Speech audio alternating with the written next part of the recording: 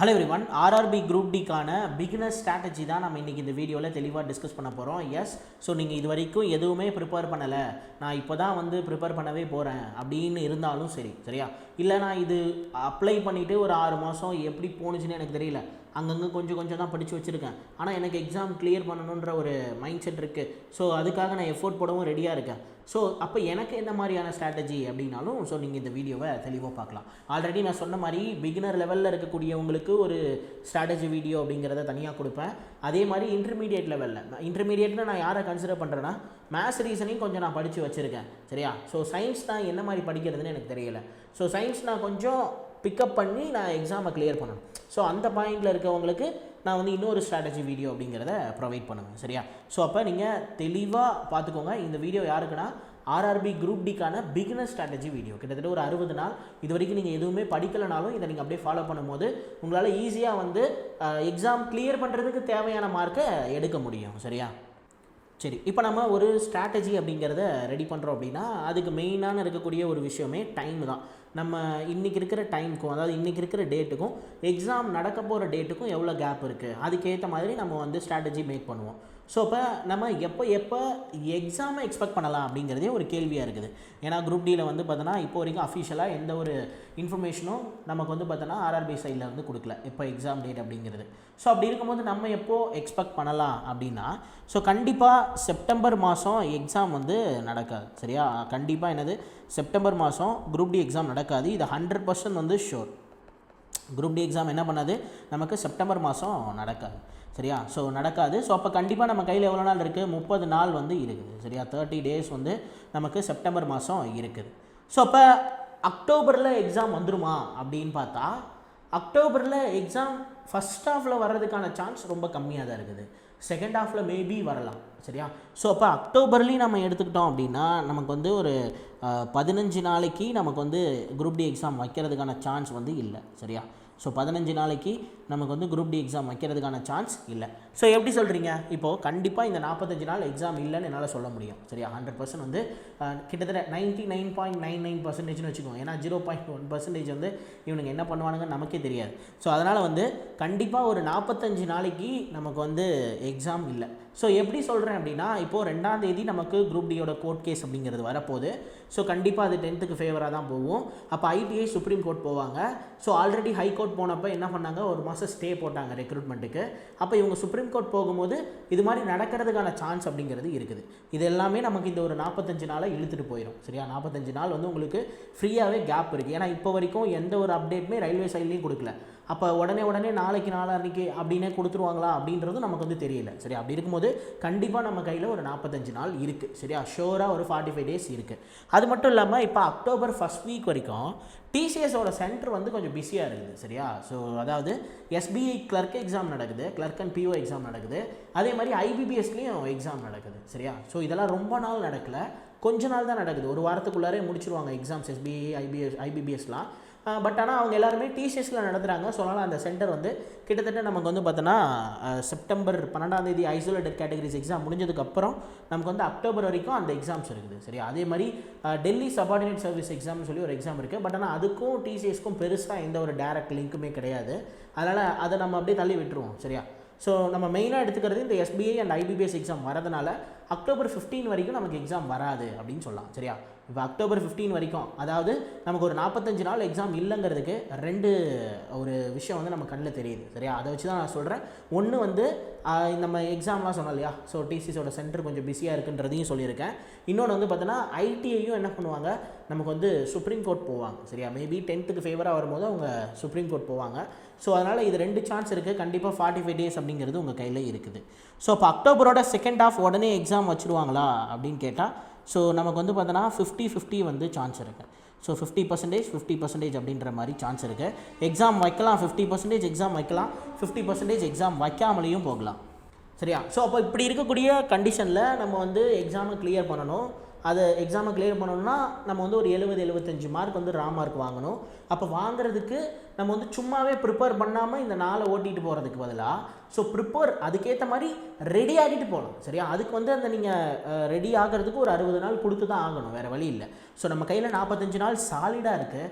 தென் அதுக்கப்புறம் எக்ஸாம் வர்றதுக்கான சான்ஸ் தான் இருக்குது. சரியா? வராமல் இருக்கிறதுக்கும் சான்ஸ் இருக்குது. அப்படி இருக்கும்போது நீங்கள் இப்போலேருந்து படித்தாலும் 60 நாள் நீங்கள் ப்ராப்பராக யூட்டிலைஸ் பண்ணும் பொழுது எக்ஸாமை கிளியர் பண்ணுறதுக்கு ஒரு வாய்ப்பு இருக்குது. சரியா? வாய்ப்பு இருக்குது. எப்போனா அக்டோபரில் நமக்கு இன்னொரு 15 நாள் எக்ஸ்ட்ரா கிடைக்கும் பட்சத்தில் ஈஸியாக நீங்கள் வந்து கிளியர் பண்ணிடலாம். சரியா? ஸோ பெரிய நீங்கள் நினைக்கிற மாதிரி ஃபஸ்ட் ப்ரிஃபரன்ஸில் கொடுத்த போஸ்ட் உங்களால் எடுக்க முடியலனாலும் ஏதாவது ஒரு போஸ்ட் அட்லீஸ்ட் ட்ராக் மெயின்டெனர் மாதிரியான போஸ்ட்டை தான் கடைசி ப்ரிஃபரன்ஸாக ஒரு சில பேர் கொடுத்துருப்பாங்க. ஸோ அப்போ அந்த மாதிரி போஸ்ட்டை கூட கிளியர் பண்ண முடியும். சரியா? ஸோ அதுதான் நான் வந்து தெளிவாக எக்ஸ்பிளைன் பண்ணுறேன். ஸோ ஃபஸ்ட்டு இப்போ ஆர்ஆர்பி குரூப் டி எக்ஸாமுக்கான எக்ஸாம் பேட்டர்ன் என்ன அப்படின்னா, சயின்ஸை பொறுத்த வரைக்கும் ஒரு 25 கொஷினும், மேத்ஸில் ஒரு 25 கொஷினும், ரீசனிங்கில் நமக்கு ஒரு 30 கொஷினும், தென் சோஷியல் அண்ட் கரண்ட் அஃபேர்ஸில் ஒரு 20 கொஷினும் கேட்குறான். மொத்தம் 100 கொஷினை 90 நிமிஷம். பிடபிள்யூபிடி கேண்டிடேட்ஸ்க்கு மட்டும் 120 நிமிஷம் கொடுப்பாங்க. ஸோ இப்போ இந்த 4 சப்ஜெக்ட் தான் கேட்க போகிறாங்க. நமக்கு எக்ஸாமை கிளியர் பண்ணுறதுக்கு எவ்வளோ கட் ஆஃப் இருக்கணும், சரியா? அந்த பாயிண்ட்டை டிஸ்கஸ் பண்ணிவிட்டு நான் இன்னும் கொஞ்சம் டீட்டெயிலாக உங்களுக்கு சொல்கிறேன். சரியா? இப்போது 2018 எடுத்துக்கலாம், சரியா? 2019 எடுத்துக்கலாம். ஸோ அந்த டைமில் வந்து பார்த்தோன்னா நமக்கு வந்து 69 தான் கட் ஆஃப், தென் 65 இந்த ரேஞ்சில் தான் இருந்தது. பட் ஆனால் இந்த தடவை நமக்கு வந்து கட் ஆஃப் அதே ரேஞ்ச் மெயின்டைன் ஆகுமா அப்படின்னு கேட்டால் கொஞ்சம் டவுட் தான். சரியா? கண்டிப்பாக வந்து ஒரு 5 மார்க் முன்னே அதிகமாக தான் ஆகும். சரியா? ஸோ 5 மார்க் என்ன ஆகும்?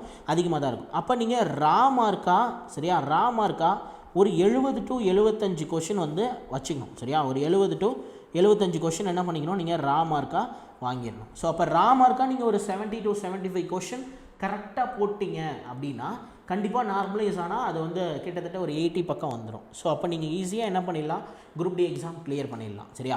ஸோ அப்போ நம்ம எவ்வளோ டார்கெட் ஃபிக்ஸ் பண்ணுறோன்னா 70 to 75 தான். சரியா? 70 to 75 தான். ஏன்னா அதை நம்ம இந்த 60 நாளில் கொண்டு வரதே பெரிய விஷயம். ஏன்னா நீங்கள் வந்து இதுக்கு முன்னாடியே நீங்கள் வந்து ப்ராப்பராக ப்ரிப்பேர் பண்ணியிருந்துருக்கணும்.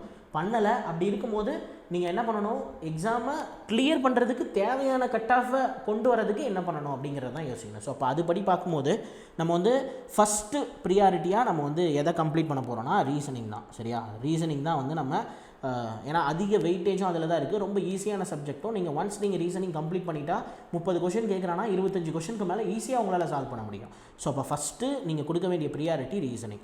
ஸோ அப்போ ரீசனிங் மட்டும் கொடுத்தா போதுமான்னு கேட்டால் இல்லை. ரீசனிங், மேத்ஸு, சயின்ஸ், ஸோ இது 3 தான் நம்ம வந்து இந்த 60 நாளில் படிக்க போகிறோம். எஸ். ஸோ இப்போ இது 3மே நீங்கள் டோட்டலாக மார்க் எடுத்துக்கிட்டிங்கன்னா 50 ஒரு 30 80 மார்க். ஸோ அப்போ அவுட் ஆஃப் 80K, சரியா, 80K நீங்கள் ஒரு 70 கொஷின் வந்து சாலிடாக இந்த 60 நாளில் கரெக்டாகவே போட்டுடலாம். சரியா? 70 கொஷின் நீங்கள் என்ன பண்ணிடலாம், 80 கொஷின் கேட்குறான் மொத்தம். ஸோ அதில் நீங்கள் 70 கொஷின் தெளிவாக அடிச்சிடலாம். சரியா? அதுக்கேற்ற மாதிரி தான் நான் வந்து பிளானிங்கும் வந்து பண்ணியிருக்கேன். சரியா? சரி, இப்போ நம்ம சும்மாவே இந்த 3 சப்ஜெக்ட் படித்தா மட்டும் போதும், எப்படி இந்த 60 நாளில் 3 சப்ஜெக்டை படிக்கிறது, இதெல்லாம் பாசிபிளா அப்படின்னு கேட்டால் பாசிபிள் தான்.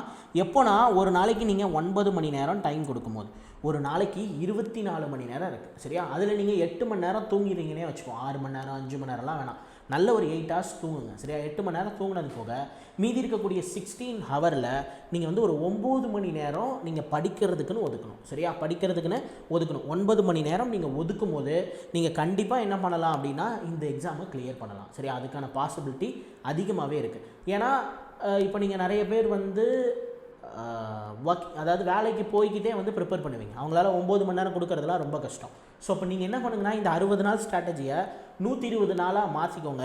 ஸோ ஸ்லோ அண்ட் ஸ்டெடியாக ப்ரிப்பேர் பண்ணுங்கள். இந்த குரூப் டி எக்ஸாம் முன்னாடியே வந்துருச்சுனாலும் நீங்கள் படித்த ப்ரிப்பரேஷனை வச்சுட்டு போய் எழுதிட்டு வாங்க. சரியா? வரலனாலும் பிரச்சனை இல்லை. 2026 நமக்கு அடுத்தடுத்து நோட்டிஃபிகேஷன் வந்துட்டே தான் இருக்குது. ஏஎல்பி நோட்டிஃபிகேஷன் வந்துருச்சு, டெக்னீஷியன் வந்துருச்சு. ஸோ இப்போ ஜேஇக்கு ஒரு டிராஃப்ட் போட்டிருக்கானுங்க, அது எந்தளவுக்கு உண்மைன்னு தெரியல. தென் அதே மாதிரி அடுத்தடுத்து எக்ஸாம்ஸும் நமக்கு வந்து என்ன பண்ண போகுது, வரதான் போகுது. சரியா? அதனால் வந்து ப்ரெஷராக வேணாம், வேலைக்கு போயிட்டுருக்கோம், அது உங்களோட சுச்சுவேஷன். ஸோ அந்த சூழ்நிலையை நீங்கள் ஹேண்டில் பண்ணி தான் ஆகணும். அதிலிருந்து வெளியில் வந்து தான் ஆகணும். சரியா? அப்படி இருக்கும்போது நீங்கள் 60 நாள் பிளானை நீங்கள் வந்து ஒரு 120 நாளாக மாற்றிக்கோங்க. 9 மணி நேரங்கிறது ஒரு நாளைக்கு ஒரு 4 மணி நேரம் அப்படின்ற மாதிரி மாற்றி ப்ரிப்பேர் பண்ண ஆரம்பிங்க. சரியா? ரைட். ஸோ நான் இப்போ வந்து பிகினர் பாயிண்ட் ஆஃப் வியூக்கு வந்துடுறேன். நீங்கள் ஒரு நாளைக்கு 9 மணி நேரம் படித்து தான் ஆகணும். 8 மணி நேரம் நல்லா தூங்குங்க. சரியா? ஸோ மீதி இருக்கக்கூடிய 16 மணி நேரத்தில் நீங்கள் ஒரு 9 மணி நேரம் ஃபோக்கஸ்டாக இருக்கணும். ஸோ கிளியரா? ரைட். சரி, இப்போ நான் வந்து ரஃப்பாக வந்து ஒரு நாளில் நம்ம எப்படி எடுத்துகிட்டு போகலாம் அப்படிங்கிற மாதிரி சொல்கிறேன். சரியா, இப்போது நீங்கள் மார்னிங் வந்து ஏர்லியாக எந்திரிக்கிறவங்க ஒரு கேட்டகரி இருப்பீங்க. சரியா, ஏர்லியாக எந்திரிக்கிறவங்க ஒரு கேட்டகரி இருப்பீங்க. அதே மாதிரி கொஞ்சம் லேட்டாக எந்திரிக்கிறதும் ஒரு கேட்டகரி இருப்பீங்க. நைட்டு கொஞ்சம் லேட்டாக படுத்துட்டு அதே மாதிரி காலையிலையும் கொஞ்சம் லேட்டாக எந்திரிக்கிற மாதிரி ஒரு செட் ஆஃப் பீப்புளாகவும் நீங்கள் இருப்பீங்க. இப்போது மார்னிங் நீங்கள் சீக்கிரமாக எந்திரிக்கிற பர்சனாக இருக்கீங்க அப்படின்னா நீங்கள் வந்து ஒரு 5 மணிக்கு படிக்க உட்காந்துடணும். சரியா, 5 மணிக்கு படிக்க உட்காந்துடணும். ஸோ ஒரு 5 to 8 வரைக்கும் நீங்கள் வந்து அந்த இடத்த விட்டு எந்திரிக்கவே கூடாது. சரியா, ஸோ அந்தளவுக்கு நீங்கள் ஃபோக்கஸ்டாக ஒரு 3 மணி நேரம் ஃபஸ்ட்டு ஏதாவது ஒரு சப்ஜெக்டை நீங்கள் படித்து முடிச்சிடணும். சரி, அதுக்கப்புறம் 8 to 9 வந்து ஒரு சின்ன ரெஸ்ட் விட்டுருங்க. சரியா, பிரேக்ஃபாஸ்ட் முடிச்சுக்கோங்க. தென் வந்து பார்த்தோன்னா ஒரு 9 மணிக்கு நீங்கள் ஆரம்பிக்கிறீங்கன்னா தென் வந்து 11 o'clock வரைக்கும் நீங்கள் வந்து படிக்கலாம். சரியா, 9 to 11 வந்து நீங்கள் அடுத்த ஸ்லாட் வந்து போடலாம். சரியா, அதுக்கப்புறம் ஒரு 11 to 11:30 வரைக்கும் ஒரு சின்ன பிரேக் எடுத்துக்கோங்க. ஃபோனில் ஏதாவது சும்மா பாருங்கள். ஸோ ஒரு ரெஃப்ரெஷ் ஆகுங்க. ஆனால் திரும்பி ஃபோன்லேயே மூழ்கிடாதீங்க. சரியா, ஒரு ஃபோன்லேயே மூழ்கிடாதீங்க. ஸோ திரும்பி 11:30க்கு மேலே நீங்கள் வந்து ஒரு 12:30 வரைக்கும் என்ன பண்ணலாம் அப்படின்னா ஒரு டெஸ்ட் மாதிரி போடலாம். சரியா, ஸோ டெஸ்ட் மாதிரி ஏதாவது போடலாம். ஏன்னா ரொம்ப மைண்ட் வந்து டம்பான ஸ்டேஜில் இருக்கும். ஸோ அதனால் ஏதாவது ஒரு டெஸ்ட் மாதிரி போட்டுக்கணும். சரியா, ஸோ ஏதாவது ஒரு டெஸ்ட்டு சும்மா செக்ஷனல் டெஸ்ட், ரீசனிங்கில் போடுறேன், மேத்ஸில் போடுறேன், அந்த மாதிரி ஏதாவது ஒரு டெஸ்ட்டு போட்டு பழகுங்க. ஸோ அதுக்கப்புறம் நீங்கள் லஞ்ச், ஸோ லஞ்ச் ஒரு 12:30க்கு மேலே ஒரு 1:30 நீங்கள் வந்து சாப்பிட்றலாம். சரி, 1 மணிக்குள்ளே சாப்பிட்றலாம். தென் அதுக்கப்புறம் நீங்கள் வந்து ஒரு 1 hour வந்து நல்லா தூங்கிடுங்க. ஏன்னா காலையில் ஏர்லியாக எந்திரிச்சிருக்கீங்க. ஸோ நல்ல ஒர்க் பண்ணி ஒரு 5 மணி நேரம் படிச்சிருக்கீங்க. சரியா, 5 மணி நேரம் படிச்சிருக்கீங்க. ஸோ அதை மைண்டில் வச்சுட்டு நீங்கள் உங்கள் பாடிக்கு ரெஸ்ட் கொடுங்க. ஸோ அப்போ மதியானம் ஒரு 12 to ஒரு 2-2:30 வரைக்கும் நீங்கள் வந்து ரெஸ்ட் எடுத்துக்கோங்க. திரும்பி நீங்கள் எகைன் வந்து பார்த்தோன்னா ஒரு 3 மணிக்கு படிக்க வந்துடணும். சரியா, 3 மணிக்கு படிக்க வந்துடணும். ஸோ ஒரு 3 to 5 வந்து பார்த்தோன்னா நீங்கள் சாலிடாக படித்தாகணும். சரியா, 3 to 5 வந்து நீங்கள் சாலிடாக வந்து என்ன பண்ணணும், ஸோ படித்தாகணும். ஸோ அப்போ 2 hours வந்து ஃபோக்கஸ் பண்ணி படிக்கிறீங்க. தென் 5 to 6 வந்து உங்களுக்கு வந்து பிரேக். ஸோ அந்த பிரேக்கில் நீங்கள் வந்து சின்னதாக எக்ஸசைஸ் பண்ணிக்கலாம். So refresh ஆகிக்கலாம். ஸோ திரும்பி நீங்கள் வந்து கம்பேக் வந்து ஒரு 6 மணிக்கு திரும்பி வந்துடணும். சரியா, ஸோ 6 மணிக்கு நீங்கள் திரும்பி வந்துடணும். ஸோ 6 மணிக்கு நீங்கள் திரும்பி வந்துட்டீங்க அப்படின்னா ஸோ ஒரு 8 மணி வரைக்கும் உங்களால் ஃபோக்கஸ்டாக படிக்கணும். சரியா, ஸோ ஏன்னா அந்த 1 மணி நேரம் பிரேக் கொடுத்ததுக்கு அடுத்து 2 மணி நேரம் படிக்கிறதுக்கு தான். சரியா, ரைட். ஸோ தென் அதுக்கப்புறம் 8 மணிக்கு மேலே 8 to 9 நீங்கள் நல்லா சாப்பிட்ருங்க. சரியா, சாப்பிட்டுட்டு 9 to 10 ஏதாவது அப்டேட்ஸ் இருக்கா அப்படின்றதெல்லாம் நீங்கள் எந்தெந்த சேனல்ஸை ஃபாலோ பண்ணி செக் பண்ணுவீங்களோ, டெலகிராம்லேயோ அல்லது யூடியூப்லேயோ, அது மாதிரி ஏதாவது விஷயங்கள் இருக்குன்னா நீங்கள் அதெல்லாம் செக் பண்ணிக்கலாம். சரியா, ஸோ இப்போ கம்ப்ளீட்டாக பார்த்தா உங்களுக்கு வந்து ஒரு 9 மணி நேரம் உங்களால் கொடுக்க முடியும். சரியா, இந்த டெஸ்ட் இல்லாமல். சரியா, ரைட். இதே நீங்கள் லேட்டாக எந்திரிக்கிறீங்க. சரியா, லேட்டாக விச் மீன்ஸ் வந்து 9 மணி 10 மணி அப்படி நான் கணக்கு போடலை. ஸோ ஒரு 7 மணிக்கு எந்திரிக்கிற ஒரு பர்சனை மைண்டில் வச்சுட்டு ஸோ நான் வந்து ஸ்லாட் போடுறேன். சரியா, ஸோ இப்போ வந்து ஒரு 8 மணிலேருந்து நீங்கள் என்ன பண்ணலாம் அப்படின்னா ஒரு 3 மணி நேரம் நீங்கள் ஃப்ரெஷ்ஷாக படித்தாகணும். சரியா, ஒரு 11 o'clock வரைக்கும் நீங்கள் வந்து என்ன பண்ணணும், ஸோ ஃப்ரெஷ்ஷாக வந்து படித்தாகணும். ஸோ தென் அதுக்கப்புறம் ஒரு 1 மணி நேரம் பிரேக் விட்டுருங்க. சரியா, பிரேக் விட்டுட்டு தென் வந்து 12 o'clockலேருந்து நீங்கள் வந்து ஒரு 2 o'clock வரைக்கும் 2 மணி நேரம் படிக்கணும். சரியா, ஸோ திரும்பி ஒரு 1 மணி நேரம் பிரேக் விட்டுருங்க. ஒரு 3 to 5 நீங்கள் படிக்கிற மாதிரி இருக்கும். ஸோ 5 to 6 பிரேக் விட்டுட்டு தென் 6 to 8 வந்து நீங்கள் படிக்கணும். சரியா, 8 வந்து படிக்கணும். தென் 8 to 9 பிரேக் போயிட்டு ஸோ 9 to 10 வரைக்கும் நீங்கள் வந்து என்ன பண்ணலாம் அப்படின்னா படிக்கலாம். சரியா, 9 to 10 வந்து நீங்கள் படிக்கலாம். ஸோ இப்போ டைம் வந்து பார்த்தோன்னா இதுவே நமக்கு வந்து ஒரு 9-10 மணி நேரம் டைம் வந்து வந்துடும். கிளியரா? ஸோ 10 மணிக்கு மேலே நீங்கள் ஏதாவது 1 மணி நேரம் ஏதாவது அப்டேட்ஸ் பார்க்குறதுனா பார்த்துட்டு 11-12 மணிக்கு படுக்கிறவங்க தான் கண்டிப்பாக காலையில் 7-8 மணிக்கு எந்திரிப்பாங்க. ஸோ அதனால் கரெக்டாக இருக்கும். சரியா, ஸோ பிளான் பண்ணுறது ஏர்லியாக எந்திரிக்கிறவங்க இந்த மாதிரி ஸ்லாட்டை பிளான் பண்ணிக்கோங்க. லேட்டாக எந்திரிக்கிறவங்க இந்த மாதிரி பிளான் பண்ணிக்கோங்க. கண்டிப்பாக 9 மணி நேரம் உங்களால் ஒரு நாளைக்கு கொடுக்க முடியும். சரியா, ஃபுல் டைமாக நீங்கள் வந்து இதுக்குன்னே டெடிக்கேட்டடாக இருக்கும் பட்சத்தில் 60 நாள் 9 மணி நேரம் கொடுத்தீங்கன்னா கண்டிப்பாக எக்ஸாம் அப்படிங்கிறத கிளியர் பண்ணலாம். அதுக்கான சான்ஸ் அப்படிங்கிறது இருக்குது. சரியா, ஸோ இப்போ நான் வந்து பிகினரால் கிளியரே பண்ண முடியாது அப்படின்னு வந்து நான் எடுத்தவொன்னே சொல்லியிருக்கலாம். சரியா, ஸோ என்கிட்ட வந்து பிகினருக்கான கோர்ஸ் ப்ரொமோஷனும் வந்து என்கிட்ட எதுவுமே கிடையாது. நான் இன்டர்மீடியட்டை ஃபோக்கஸ் பண்ணி தான் என்ன பண்ணுறேன், கோர்ஸ் வந்து நடத்திட்டு இருக்கேன். ஸோ அப்படி இருக்கும்போது நான் ஏன் பிகினருக்கு இதை கொடுக்குறேன் அப்படின்னா, இப்போ சப்போஸ் எக்ஸாம் அப்படிங்கிறது குரூப் டி எக்ஸாம் வந்து நமக்கு வந்து நவம்பரில் எண்டுலேயோ அல்லது டிசம்பர்லேயோ எக்ஸாம் நடக்கிற பட்சத்தில் ஐயோ வாய்ப்பை மிஸ் பண்ணிட்டோமே அப்படின்னு சொல்லி வருத்தப்படக்கூடாது. அப்படிங்கிறதுனால தான் நான் என்ன பண்ணுறேன், நான் வந்து உங்களுக்கு இந்த வீடியோ தனி ஒரு ஸ்ட்ராட்டஜியாக ப்ரொவைட் பண்ணுறேன். ஸோ புரியுதா? ரைட். ஸோ அதனால் வெக்ஸ் ஆக வேணாம். ஸோ நீங்கள் வந்து ஒரு மைண்ட் செட்டை ஃபாலோ பண்ணணும். ஸோ அந்த மைண்ட் செட்டும் நான் வந்து கொடுத்துருக்கேன். சரியா, ஸோ இந்த மாதிரி நீங்கள் வந்து மைண்ட் செட்டை வந்து எப்பயுமே வச்சுக்கணும் இந்த 60 டேஸ்க்கு. ஸோ ஃபஸ்ட்டு ஒன்று என்ன அப்படின்னா, நீங்கள் எப்பயுமே வந்து ஒரு கிளியர் மைண்டோடு இருக்கணும். கிளியர் மைண்ட்னா நம்ம வந்து இந்த எக்ஸாமுக்காக படிக்கிறோம், படித்தா தான் நம்மளால் எக்ஸாம் கிளியர் பண்ண முடியும். அப்போ நம்ம என்ன பண்ணணும்? படிக்கணும். சரியா? ஸோ வேறு எந்த வேலையும் நம்ம செய்யக்கூடாது. சரியா? படிக்கும் போது மறந்து போகும், தென் ஏதாவது ஒரு பிரச்சனை வரும், தென் அதெல்லாம் நம்ம ஓவர்டேக் பண்ணுறது தான் நம்மளுடைய வேலை. சரியா? ஸோ நம்ம எந்த அளவுக்கு நம்மளை செல்ஃப் கண்ட்ரோலாக வச்சுக்கிறோம் அப்படிங்கிறது தான் மெயின். தென் அதுக்கு அடுத்தது வந்து பார்த்திங்கன்னா, நம்ம எக்ஸாம் டேட் தெரியாததுனால எக்ஸாம் முன்னாடியே வந்துருமான்னு சொல்லி பயந்தே என்ன பண்ணுவாங்க நிறைய பேர்னா, இந்த எக்ஸாமுக்கு படிக்கவே மாட்டாங்க. ஸோ அதனால் அதை முதல்ல இருக்கக்கூடாது. சரியா? எது பயம் முதல்ல இருக்கக்கூடாது. டோன்ட் ஃபியரே இருக்கக்கூடாது. எதை பற்றி? எக்ஸாம் டேட்டை பற்றி. ஸோ என்றைக்கு நமக்கு எக்ஸாம் வரப்போதோ அன்றைக்கி தான் வரப்போகுது. சரியா? நம்ம இன்றைக்கி வந்துருமா, நாளைக்கு வந்துருமா, கோர்ட்டில் அப்படி சொல்கிறாங்க இப்படி சொல்கிறாங்க அப்படி இப்படின்னு நிறைய மைண்டில் போட்டு திங்க் பண்ணிக்கிட்டு ஸோ பயந்துட்டு போய் என்ன பண்ணக்கூடாது, நம்ம வந்து டைமை வேஸ்ட் பண்ணிடக்கூடாது. அதே மாதிரி ரியாக்ட்ஸ் ஒன்லி கண்ட்ரோலபிள். உங்களால் கண்ட்ரோல் பண்ண முடிந்த விஷயத்த நீங்கள் செய்யலை அப்படின்னா அதுக்கு ரியாக்ட் பண்ணுங்கள். ரியாக்ட்னா ஒன்று அழுகிறதோ, வருத்தப்படுறதோ, அல்லது இப்படி பண்ணியிருக்கலாம்டா அப்படி பண்ணியிருக்கலாம்டா அப்படின்றதோ உங்கள் கண்ட்ரோலில் இருக்கக்கூடிய விஷயத்த நினச்சி நீங்கள் அப்படி பண்ணியிருந்தா பிரச்சனை இல்லை. சரியா? நிறைய பேர் என்ன பண்ணுறாங்கன்னா அவங்க கண்ட்ரோல்லே அந்த விஷயம் இருக்காது. இப்போ எக்ஸாம் டேட்டே கூட எடுத்துக்கோமே, அது இவங்க கண்ட்ரோலில் இருக்கா? இல்லை. 10th ITAங்கிறது இவங்க கண்ட்ரோலில் இருக்கா? இல்லை. ஆனால் 10th ITAயா அப்படின்னு சொல்லி அதை பற்றி யோசிச்சு டைம் வேஸ்ட் பண்ணுறது. ஸோ அதுக்கு ரியாக்ட் பண்ணுறது. அது மாதிரி உங்கள் கண்ட்ரோலில் இல்லாத விஷயத்த நினச்சி நீங்கள் என்ன பண்ணக்கூடாது? ரியாக்ட் பண்ணக்கூடாது. அதே மாதிரி சோஷியல் மீடியாவை நீங்கள் கண்ட்ரோல் பண்ணிடுங்க, லிமிட் பண்ணிடுங்க. சரியா? கம்ப்ளீட்டாக ஸ்டாப் பண்ணுறது இதுக்கு முன்னாடியே ப்ராக்டிஸ் பண்ணியிருந்தால் தான் முடியும். இப்போது இந்த டைமில் ஓவராக ஆல்ரெடி படிக்கிறதே ஒரு பெரிய ப்ரெஷரு. அப்படி இருக்கும்போது ஃபுல்லாக அவாய்ட் பண்ணிடுங்கன்னு சொல்லாமல் லிமிட் பண்ணுங்கள் அப்படின்னு நான் சொல்கிறேன். சரியா? ஸோ ஒரு 5 to 10 நிமிஷம். சரியா? ரீகெயின்னு சொல்லி ஒரு ஆப் இருக்குது ப்ளே ஸ்டோரில். ரீகெயின்னு சொல்லி ஒரு ஆப் இருக்குது. அந்த ஆப் வந்து பார்த்தோன்னா நீங்கள் ஒரு டைம் ஃபிக்ஸ் பண்ணிட்டீங்கன்னா அந்த டைம் மட்டும் தான் யூடியூப்குள்ளே இருக்கும். அதே மாதிரி இன்ஸ்டாகிராமில் அந்த டைம் மட்டும் தான் இருக்கும். ஆட்டோமேட்டிக்காக கட் ஆஃப் ஆயிரும். ஸோ ஆட்டோமேட்டிக்காக கட் ஆஃப் ஆயிடுச்சுன்னா தென் நீங்களே உங்களுக்கே ஒரு சென்ஸ் வந்துடும். ஸோ 5 minutes ஆச்சு போதும் நம்ம படிக்க போகலாம் அப்படின்ற மாதிரி. ஸோ அதனால் அந்த ஆப்பை யூஸ் பண்ணி பாருங்கள். சரியா? ரீகெயின் ஒரு ஆப் இருக்குது. அப்புறம் ஆப் லாக் வித் டைமர்னு சொல்லி ஒரு ஆப் இருக்குது. சரியா? இந்த 2 ஆப்பும் டெஸ்ட் பண்ணி பாருங்கள். சரியா? நிறைய பேர் வந்து இந்த ஆப் வந்து யூஸ் பண்ணுவாங்க. சரியா? மோஸ்ட்லி வந்து UPSC ப்ரிப்பேர் பண்ணுறவங்களாம் இந்த ஆப்போட அவங்களோட மொபைலில் இருக்கிறத நான் பார்த்துருக்கேன். அதனால தான் நான் உங்களுக்கும் சஜஸ்ட் பண்ணுறேன். சரியா? ஸோ அதே மாதிரி ஒரு நாளைக்கு ஒரு 20 to 30 நிமிஷமாவது எக்ஸசைஸ் பண்ணுங்கள். சரியா? எக்ஸசைஸ்னால் நான் வந்து பெரிய எக்ஸசைஸ்லாம் அவங்கள பண்ண சொல்லலை. எப்படியும் ஃபிசிக்கல் வந்து பண்ணி தான் ஆகணும், வேறு வழி இல்லை. ஸோ சின்னதாக ஒரு ஜாகிங் போகலாம், இல்லைனா வாக்கிங் போகலாம், சைக்கிளிங் பண்ணலாம். ஒரு 20 to 30 minutes ஆகுது அட்லீஸ்ட் பண்ணிடுங்க. ஸோ அது பண்ணாமல் இருந்தீங்க அப்படின்னா உங்களுக்கு ரொம்ப பிரச்சனை. ஃபிசிக்கலும் கிளியர் பண்ணுறதுல கொஞ்சம் பிரச்சனை இருக்கும். தென் அது மட்டும் இல்லாமல் என்ன அப்படின்னா, நீங்கள் வந்து ஹெல்த்தியாக நீங்கள் வந்து ப்ராப்பராக உங்களுடைய பாடியை வந்து உங்களோட கண்ட்ரோலில் வச்சுக்கிறதே ரொம்ப சிரமமாக இருக்கும். திடீர்னு தூக்கம் வரும், திடீர்னு கான்சன்ட்ரேட் பண்ண முடியாது, ஃபோக்கஸ் பண்ண முடியாது, அப்புறம் ரொம்ப லோவாகிடுவீங்க. இது மாதிரியான பிரச்சனைலாம் வரும் இல்லையா? ஸோ அது எல்லாத்தையும் ஓவர்டேக் பண்ணணும்னா ஒரு 20 minutes வந்து ரிலாக்ஸாக எதை பற்றியுமே யோசிக்காமல் எக்ஸசைஸ் பண்ணுறதை மட்டும் கான்சன்ட்ரேட் பண்ணி ஒரு 20 to 30 minutes பண்ணுங்கள். சரியா? அதே மாதிரி ஹெல்த்தியான ஃபுட்ஸ் மட்டும் சாப்பிடுங்க. அன்ஹெல்த்தியான ஃபுட்ஸை சாப்பிட்டு வயிறு வலி அது இதுன்னு காய்ச்சல் அது இதுன்னு ஏதாவது பிரச்சனை வந்துட போது, மழை காலம் வேறு.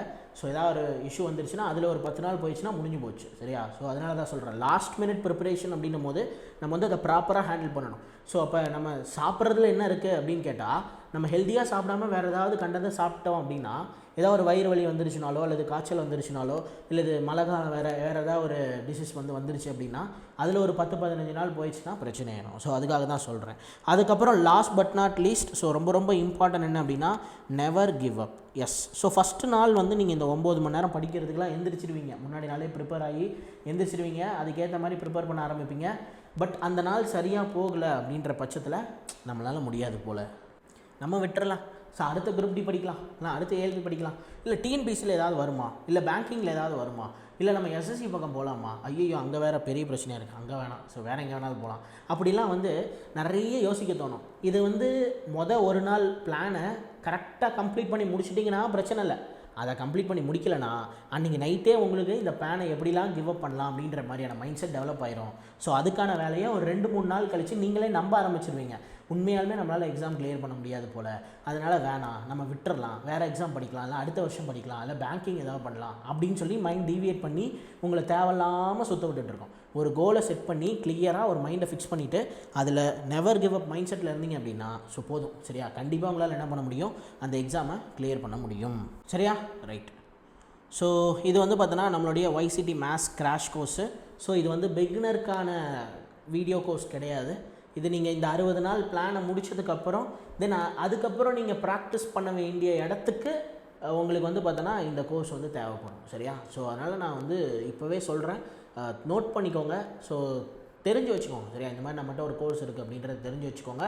நீங்கள் ஒரு பியூர் பிகினராக இருக்கீங்கன்னா நீங்கள் இந்த கோர்ஸ் வாங்கி இதில் இருக்கக்கூடிய வீடியோஸை தான் பார்த்து கற்றுக்க போகிறேன், நான் பிகினர் லெவல்லேருந்து வர போகிறேன் அப்படின்றவங்களுக்கான கோர்ஸ் இது கிடையாது. சரியா? ஸோ இது வந்து பார்த்தோன்னா ஒரு ஃபவுண்டேஷன் லெவல் கோர்ஸ் இல்லை. இது வந்து பார்த்தோன்னா ஒரு ஆல்ரெடி மேத்ஸ் ரீசனிங்கில் எனக்கு கொஞ்சம் நாலேஜ் இருக்குது. ஸோ அதில் நான் ப்ராக்டிஸ் பண்ணணும் அப்படின்றவங்களுக்கான கோர்ஸ் தான். சரியா? 1 year course 599, so 2 year course 699, so 3 year course வந்து பார்த்தோன்னா 799. இப்போ கரண்ட்டாக வந்து ஆஃபர் போயிட்டுருக்கு. ஸோ ஒரு ₹100 ஆஃபர் எல்லாத்துலேயுமே 499, 599, 699க்கு கிடைக்கும். சரியா? ஸோ இந்த கோர்ஸ் என்ன அப்படின்னா, ஸோ நம்மளுடைய YCT பப்ளிகேஷன் கோர்ஸ் இருக்கு இல்லையா, ஸோ மேத்ஸ் புக் இருக்குல்ல, அதில் ரயில்வேயோட ப்ரீவியஸ் இயர் கொஸ்டின் எல்லாம் கம்பைல் பண்ணி வச்சுருப்பாங்க டைப் வைஸ். ஸோ அதில் கிட்டத்தட்ட ஒரு 6000க்கும் மேற்பட்ட ப்ரீவியஸ் இயர் கொஸ்டின் இருக்குது. அது நம்ம ஒரு 250க்கும் மேற்பட்ட வீடியோவில் 100க்கும் மேற்பட்ட பிரிண்டபிள் வீடியோஸ் வந்து கொடுத்துருக்கோம். சரியா? பிரிண்டபிள் நோட்ஸ் வந்து ப்ரொவைட் பண்ணியிருக்கோம். So topic wise and type wise test சீரிஸும் இருக்கும். பைலிங்குவல் கண்டென்ட் தான், தமிழ்லேயே இருக்கும், இங்கிலீஷ்லேயே இருக்கும். அதே மாதிரி 1 இயர் வேலிடிட்டி வந்து பார்த்தோன்னா நமக்கு 599, 2 இயர் வேலிடிட்டி 699, 3 இயர் வேலிடிட்டி வந்து 799. சப்போஸ் PWBD கேண்டிடேட்டாக இருக்கீங்கன்னா 10% தான் உங்களோட ஆக்சுவல் ஃபீஸில் இந்த கோர்ஸ்க்கான ஃபீஸாக இருக்கும். சரியா? ஸோ ஆக்சுவல் ஃபீஸ் இப்போ 599னா 10%னா வேறு ₹59 கட்டினா போதும். சரியா? உங்களுக்கு வந்து இந்த கோர்ஸ் அப்படிங்கிறது கிடைக்கும். ஸோ கிளியரா? ரைட். ஸோ நான் எகைன் கிளாரிஃபை பண்ணுறேன், இது பிகினருக்கான கோர்ஸ் இல்லை, இது வந்து இன்டர்மீடியேட்கான கோர்ஸ் தான். நீங்கள் இந்த 60 டேஸ் ஸ்ட்ராட்டஜியை பக்காவாக பிளான் பண்ணி முடிச்சு வச்சிடுறீங்க. சரியா? முடிச்சுட்டு தென் அதுக்கப்புறம் நீங்கள் வந்து ப்ராக்டிஸ் பண்ணணும் அப்படின்ற டைமில் நீங்கள் இந்த கோர்ஸை யூஸ் பண்ணால் போதுமானது. சரியா? ரைட்.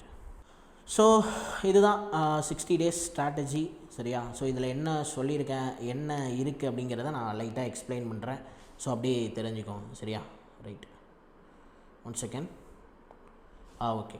ஸோ இப்போ ரீசனிங்னு நம்ம எடுத்துக்கிட்டோம் அப்படின்னா, சரியா, ரீசனிங்கை நம்ம வந்து எடுத்துக்கிட்டோம் அப்படின்னா கிட்டத்தட்ட நம்ம வந்து 60 நாளில் 45 நாளில் ரீசனிங் வந்து நீங்கள் மாஸ்டர் ஆகிடலாம். சரியா? அந்தளவுக்கு நான் வந்து ஷெடியூலில் வந்து ரீசனிங்கை கரெக்டாக பிரித்து கொடுத்துருக்கேன். நீங்கள் வந்து மேத்ஸில் அட்வான்ஸ் மேத்ஸ் படிக்கும் பொழுது, சரியா, அட்வான்ஸ் மேத்ஸ் படிக்கும் பொழுது, ஸோ இங்கே பாருங்கள், அட்வான்ஸ் மேத்ஸ் படிக்கும் பொழுது ஸோ 45 நாளில் என்ன ஆயிடுது நமக்கு அப்படின்னா ரீசனிங் வந்து முடிஞ்சிடுது. ஸோ அதுக்கப்புறம் உங்களுக்கு அட்வான்ஸ் மேத்ஸ் ஸ்டார்ட் ஆகும். ஸோ அந்த அட்வான்ஸ் மேத்ஸ்க்கு நான் வந்து இந்த ரீசனிங்கில் கடன் வாங்கி ரீசனிங் ஸ்லாட்டை யாருக்கு கொடுக்குறேன், இந்த ஆப்டிடியூடுக்கு கொடுக்குறேன். சரி, அதாவது அட்வான்ஸ் மேத்ஸை லேர்ன் பண்ணுறதுக்கு நான் கொடுக்குறேன். இப்போது மேத்ஸ் அதாவது ஆப்டிடியூடுக்கு நான் ஒரு நாளைக்கு 4 மணி நேரம் கொடுக்கணும், ரீசனிங்க்கு நான் ஒரு நாளைக்கு 2 மணி நேரம் கொடுக்கணும், சயின்ஸ்க்கு 3 மணி நேரம் கொடுக்கணும். 45 நாளைக்கு அப்புறம் இந்த 2 மணி நேரம் முடிஞ்சிருச்சு. சரியா? ஸோ 45 நாள்லேயே நான் தினம் 2 மணி நேரமாக கொடுக்கும்போது என்ன ஆயிடுது, எனக்கு ரீசனிங் வந்து கம்ப்ளீட்டாக பண்ணி முடிச்சிடறேன் நான். தென் அதுக்கப்புறம் இந்த 2 மணி நேரத்தை நான் யாருக்கு கொடுக்குறேன், மேத்ஸ்க்கு கொடுக்குறேன். அதுவும் அட்வான்ஸ் மேத்ஸ்க்கு ஸ்பெஷலாக கொடுக்குறேன். அதில் வந்து பார்த்தோன்னா மென்சுரேஷன் ரொம்ப இம்பார்ட்டண்டான டாபிக். 4 ஸ்லாட் கொடுத்துருக்கேன். கிட்டத்தட்ட ஒரு நாளைக்கு உங்களுக்கு 6 மணி நேரம் 12 மணி நேரம். சரியா? 2D 3D எல்லாமே பக்காவாக நீங்கள் வந்து முடிச்சிடணும். அதே மாதிரி அல்ஜிப்ரா, சரியா, ஸோ அதே மாதிரி trigonometry, height and distance, geometry, coordinate geometry, so இது எல்லாமே வந்து பார்த்தோன்னா அட்வான்ஸ் மேத்ஸ் மட்டும் கடைசி 15 டேஸ் வந்து 2 ஸ்லாட் வந்து நீங்கள் கம்பைன் பண்ணிக்கிற மாதிரி இருக்கும். ஸோ புரியுதா? ரைட்டு. சரி, இப்போ இங்கே பாருங்கள், இப்போது டேரக்ஷன் அப்படிங்கிறத 2 நாள் கொடுத்துருக்கேன். ஸோ ஒரு நாள் நீங்கள் வந்து டேரக்ஷன்னா என்ன, அதில் என்னென்ன விஷயங்கள்லாம் இருக்குது அப்படிங்கிறத தெரிஞ்சுக்கிட்டு இன்னொரு நாள் நீங்கள் ரீசனிங்க்கு என்ன பண்ணணும்னா கம்ப்ளீட்டாக ப்ராக்டிஸ் பண்ணணும். சரியா? ஸோ டேரக்ஷன் ரிலேட்டடான கொஷின்ஸை நீங்கள் வந்து ப்ராக்டிஸ் பண்ணணும். ஸோ அதே மாதிரி தான். சரியா? பிளட் ரிலேஷனை ஃபஸ்ட் நாள் தெரிஞ்சுக்கிறீங்க, 2வது நாள் வந்து ப்ராக்டிஸ் பண்ணுறீங்க. மேத்தமெட்டிக்கல் ஆப்ரேஷன் ஃபஸ்ட் நாள் என்ன அப்படிங்கிறத தெரிஞ்சுக்கிறீங்க, 2வது நாள் வந்து நீங்கள் வந்து ப்ராக்டிஸ் பண்ணுறீங்க. வென் டயக்ராம், சரியா, வென் டயக்ராம் ரொம்ப ஈஸி தான். அது நீங்கள் என்னென்னு தெரிஞ்சுக்கிட்டாலே போதும், ப்ராக்டிஸ் பண்ணணும் அப்படிங்கிற அந்த நெசசரி இருக்காது. ஸோ அதே மாதிரி சிலாஜிசம் ஃபஸ்ட் நாள் தெரிஞ்சுக்கிறீங்க, ப்ராக்டிஸ் பண்ணுறீங்க. ரீசனிங் வந்து உங்களுக்கு ரெகுலராக படிச்சுட்டு வந்தீங்க அப்படின்னாலுமே உங்களுக்கு மறக்கிறது வந்து ரொம்ப கஷ்டம் தான். சரி, ஏன்னா அது வந்து ரொம்ப ஈஸியாக இருக்கும், டக்குன்னு போய் மைண்டில் நின்றோம், அது டெலீட் ஆகிறது ரொம்ப கஷ்டம் தான். சரியா? அதனால் 10 நாளைக்கு ஒரு தடவை நீங்கள் ரிவிஷன் பண்ணாலே போதுமானது. சரியா? ஸோ நான் இந்த ஸ்ட்ராட்டஜியில் என்ன கொடுத்துருக்கனோ அதை அப்படியே ஃபாலோ பண்ணுங்கள், கண்டிப்பாக உங்களால் என்ன பண்ண முடியும்னா கிளியர் பண்ண முடியும். சரியா? சரி. ஸோ அடுத்ததாக வந்து ஸ்டேட்மெண்ட் அண்ட் கன்க்ளூஷன், அதே மாதிரி ஸ்டேட்மெண்ட் அண்ட் ஆர்கியூமெண்ட், அதே statement and assumption, statement and operation. So இது எல்லாத்துக்கும் வந்து பார்த்தோன்னா நான் இதிலேருந்து அதிகமான கொஷின்ஸ் வந்து கேட்பாங்க. சரியா? குறைஞ்சது வந்து ஒரு 3 கொஷினாவது கேட்பாங்க. ஸோ அதனால் இதை நல்லா பார்த்து வச்சுக்கோங்க. ஸோ கிளியராக? ரைட். இதே மாதிரி உங்களுக்கு ரீசனிங் வந்து சீட்டிங் அரேஞ்ச்மெண்ட்டு, கேலண்டரு, சரியா, அதுக்கப்புறம் கிளாக்கு, தென் ஒரு ரிவிஷனு, ஃபிகர் கவுண்டிங்கு, அப்புறம் mirror image, water image, cube and dice, data sufficiency. So அப்புறம் டயக்ராம்லேயே வந்து பார்த்தோன்னா ஒரு சில மிஸ்லேனியஸ் பேஸ்டு கொஷின்ஸ்லாம் இருக்கும். ஸோ அதெல்லாமே நீங்கள் வந்து பார்த்துக்கலாம். சரியா? ரைட்டு. ஸோ அதுக்கப்புறம் வந்து பார்த்தீங்கன்னா நம்பர் சீரியஸ். ஸோ இதெல்லாம் வந்து ரொம்ப ரொம்ப இம்பார்ட்டன்ட்ப்பா. அதாவது டக்குன்னு வந்து நீங்கள் இதுக்கு முன்னாடி 30 நாள் நான் ரீசனிங்க்கு கொடுத்தது எல்லாமே ஒரு தடவை தெரிஞ்சுக்கிட்டால் போதும், நம்ம வந்து ப்ராக்டிஸ் பண்ணாலும் பண்ணலனாலும் நம்மளால் ஈஸியாக நல்ல ஸ்கோர் வந்து வாங்க முடியும். பட் ஆனால் இங்கே number series, analogy, coding decoding, classification, missing number இதெல்லாம் என்ன மாதிரி அப்படின்னா ஒரு தடவை நீங்கள் தெரிஞ்சுக்கிட்டாலும் ப்ராக்டிஸ் பண்ணால் தான் உங்களால் வந்து நல்ல மார்க் எடுக்க முடியும். ஸோ டக்குன்னு உங்கள் மைண்டை வந்து அதுக்கேற்ற மாதிரி யோசிக்க முடியும். அதனால் இதெல்லாமே வந்து நீங்கள் நிறைய ப்ராக்டிஸ் பண்ணணும். ஸோ அதனால தான் 3 நாள் கொடுத்துருக்கேன். கோடிங் டிகோடிங், கிளாஸிஃபிகேஷனு, சரியா, மிஸ்ஸிங் நம்பரு இதெல்லாமே வந்து பார்த்தீங்கன்னா நீங்கள் ப்ராக்டிஸ் பண்ணுற மாதிரி இருக்கும். ஸோ 45 டேஸில் கம்ப்ளீட்டாக உங்களுக்கு என்ன ஆயிடுது, ரீசனிங் அப்படிங்கிறது முடிஞ்சிடுது. சரியா, சரி.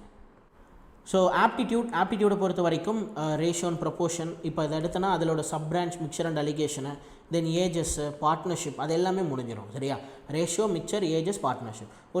ஒரு சில பேர் இன்னும் நம்பிட்டு இருக்கீங்க எப்படின்னா நமக்கு வந்து பார்ட்னர்ஷிப்லேருந்து குரூப் டியில் கொஷினே வராது, ஏஜஸ்லேருந்து கொஷினே வராது, ரேஷியோ படித்தா போதும், அதிகபட்சம் மிக்சர் படித்தா போதும். ஸோ அதே மாதிரி ப்ராஃபிட் அண்ட் லாஸ்ன்னு எடுத்துகிட்டா டிஸ்கவுண்ட் படிக்க தேவையில்ல, சிம்பிள் இன்ட்ரெஸ்ட் மட்டும் பார்த்தா போதும், காம்பவுண்ட் இன்ட்ரெஸ்ட் பார்க்க தேவையில்ல, இன்ஸ்டால்மெண்ட் பார்க்க தேவையில்ல. இந்த மாதிரி நிறைய ஒரு பேரை நம்பிட்டு இருக்காங்க. சரியா, ஸோ அது மாதிரி கிடையவே கிடையாது. குரூப் டி தானே அப்படின்னு நினைக்க வேணாம். அதில் எல்லாமே படிச்சிருக்கணும். எல்லாமே வந்து ஓரளவுக்கு மாடரேட் லெவலில் கொஷின்ஸ் கேட்குறாங்க. சரியா, ரொம்ப கஷ்டமாகவும் போகிறதில்ல, போனாலும் 1-2 கொஷினை தாண்டி போகிறதில்ல. மாடரேட் லெவலில் நீங்கள் எல்லா டாப்பிக்குமே தெரிஞ்சு வச்சுக்க வேண்டியது அவசியம் தான். சரியா, மேத்ஸ் ரீசனிங்கில் காம்ப்ரமைஸே பண்ணாதீங்க. சரியா, மேத்ஸ் ரீசனிங்கை பொறுத்த வரைக்கும் காம்ப்ரமைஸே பண்ணக்கூடாது. ஸோ அடுத்ததாக பர்சன்டேஜு, சரியா, profit and loss, discount, simple interest, சரியா, காம்பவுண்ட் இன்ட்ரெஸ்ட்டு, சரி, அதுக்கப்புறம் ஒரு ரிவிஷனு. ஸோ இந்த மேத்ஸ் ரிவிஷனை பொறுத்த வரைக்கும் 7 நாளைக்கு ஒரு ரிவிஷன் வச்சுருப்பேன்.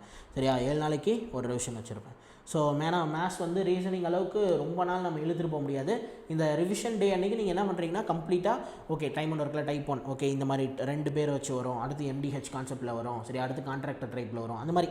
ஸோ புரியுதா, அந்த மாதிரி நீங்கள் வந்து அந்த நாள் அன்றைக்கி ரிவைஸ் பண்ணணும். சரியா, ஸோ அந்த மாதிரி நீங்கள் ரிவைஸ் பண்ணணும். ஸோ அடுத்த டைம் அண்ட் ஒர்க்கு, பைசன் cistern, so time speed distance, trains, boats, then அது முடிச்சோன்னு ஒரு ரிவிஷன், ஆவரேஜ்.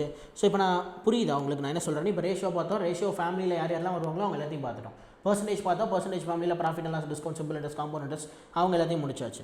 அடுத்த டைம் அண்ட் ஒர்க் பார்த்தா அடுத்து பைசன் சிஸ்டம், டைம் ஸ்பீட் டிஸ்டன்ஸ் பார்த்தா அடுத்தது வந்து ட்ரெயின்ஸு, போட்ஸ். சரியா, அடுத்து ஆவரேஜ் பார்க்குறோம், ஆவரேஜ் பார்த்தா அடுத்த ஸ்டாட்டிஸ்டிக்ஸு, DAA. சரியா, ஸோ இதை முடிச்சிடணும். அது முடிச்சோன்னா ஒரு ரிவிஷன் வந்துடும்.